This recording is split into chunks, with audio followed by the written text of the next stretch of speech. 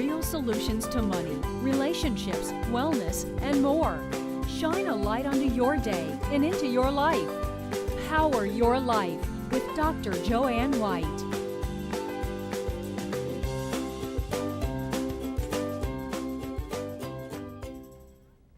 Welcome to Power Your Life. I'm Joanne White, your host, and my first guest is a New York Times best-selling author who wrote the Silver Linings Playbook, which later became an Oscar-winning film. Now Matthew Quick is back with a new novel called The Good Luck of Right Now, and he joins us via Skype to tell us all about it. Welcome, Matthew. Thanks for having me today. I really appreciate it. And I appreciate you. You and I had a little bit of a conversation, and you said to me that Robin Williams was an inspiration to you. How was that? Yeah, I saw Dead Poets Society, I think when I was a junior in high school, and I was just so taken by the performance. It was one of the things that really made me want to teach and put some good into the world. So he definitely was a huge inspiration. And you did teach. You taught English, and you did a lot with young adults, and you even have some books for young adults with some topics that are kind of pretty deep in terms of suicide and killing a friend and also sexual abuse. How are those books received by your young adult audience? You know, I always say, if you give kids a chance to tell the truth, if you give kids a chance to talk about these things, they always take you up on those chances. When I taught high school English, I found that kids were desperate to talk about the heavy issues, the things that they were struggling with. And when I was a teenager, I went to literature to figure out things that other people wouldn't talk about. I didn't know it at the time, but I was definitely struggling with depression and anxiety. Nobody talked about those things, but I went to literature to find peers, to find answers, to feel a little bit less alone in the world. And so I hope that's what teens get from my reads too. And the fan mail that I get from them seems to suggest that that's true, that's happening. How did you cope with your depression, Matthew? When I was a teenager? Yeah. I spent a lot of time alone. I listened to a lot of very sad music.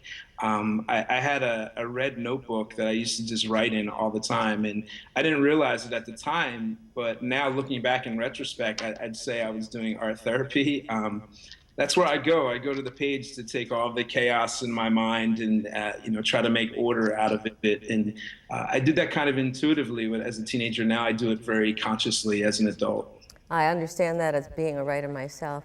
You also once said in an interview that if you weren't laughing and crying when you were writing, you wouldn't finish the project. Tell us about that. Yeah, I think you have to emote when you write. You have to feel it. I think it was Robert Frost that said, no tears in the writer, no tears in the reader. And, and I used to work with teenagers diagnosed with severe autism, and the turnover of the staff was quite high.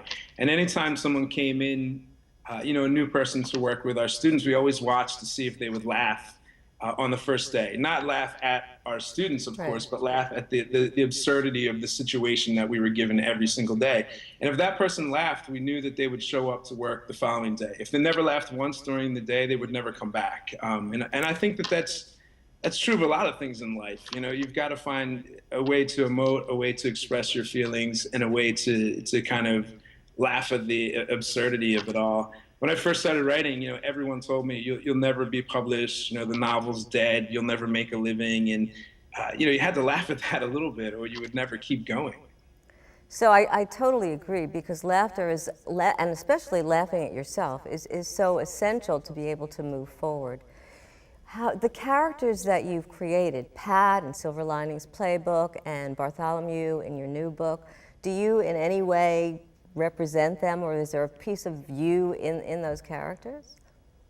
Yeah, I think so. I think any writer, especially a fiction writer, would be lying if they didn't admit that there's a little piece of us in all of our characters. But I've always felt very much as someone who is kind of on the fringe, on the outside, and I can blend in when I need to. I give a lot of talks, I give a lot of presentations.